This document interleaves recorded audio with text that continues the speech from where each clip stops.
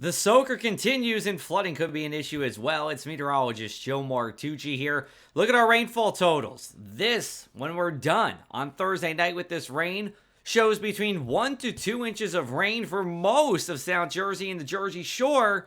But you see that lighter blue in places like Toms River, Seaside Heights, Point Pleasant, even down to about Brigantine. 2 to 3 inches of rain likely from this. It's all part of a super wet March. We're going to be in the top 5 for the wettest Marches since 1895 in South Jersey. We have had 4 days with at least an inch of rain at ACY Airport. Today will be the 5th, though I don't believe we're going to break any records like we did last Saturday. But it has been plenty wet in March and plenty wet over the past couple of months as well. What's happening with this storm is we see a narrow band of moisture. Think of this as like a hose running from the Carolinas all the way into New Jersey and up into places like New Brunswick and Labrador, Canada. Thousands of miles away here.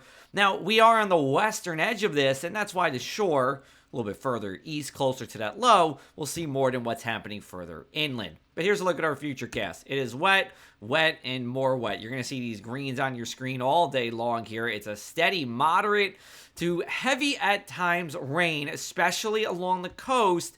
Now, this ends around midnight in Fortescue and Shiloh, but not until about 3 o'clock or so as you get towards Point Pleasant and Point Pleasant Beach on early Friday morning. Friday itself will be dry, but it will be breezy. Here's a look at our gusts getting into the 30 to 40 mile an hour range overnight, and this will continue into Friday morning and then slowly weaken as we go into the PM hours here. Winds come out of the north and west. That's going to help kick away that sea breeze and keep the shore just as mild as the inland areas as we go into Friday and Saturday as well.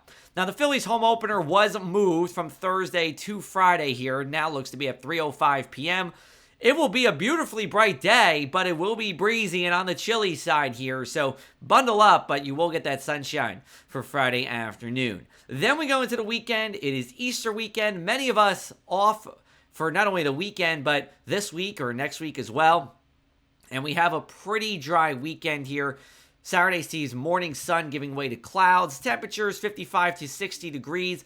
A few showers come from about 8 p.m. Saturday night through about 3 a.m. on Sunday morning. It's not everywhere. Most of us will be dry, but it's something to be aware of. And then as we go into Sunday, we will see that sunshine come out. Temperatures getting into the 60s well inland and then 50s for the rest of South Jersey. So overall, a seasonable Easter weekend for our last weekend of March. Here's a look at our inland 7-day forecast.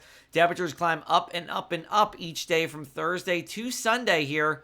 See Sunday at 64 degrees for inland spots, mainly west of the Garden State Parkway. Then we go to Monday, temperatures back into 50s, and it does look wet as we get into the middle part of next week. Monday, April Fool's Day. Well, fooling us because we would think it would be wet considering how much rain we've seen in March. But dry on Monday, we get those April showers coming as we go into Tuesday and Wednesday. We have a special edition of the Across the Sky podcast for you today. We talk with Ken Palm, the college basketball analytics guru. Why do we have him on? Well, 1, it's March Madness, but 2, he is a meteorologist. We'll talk to him all about it on the Across the Sky podcast.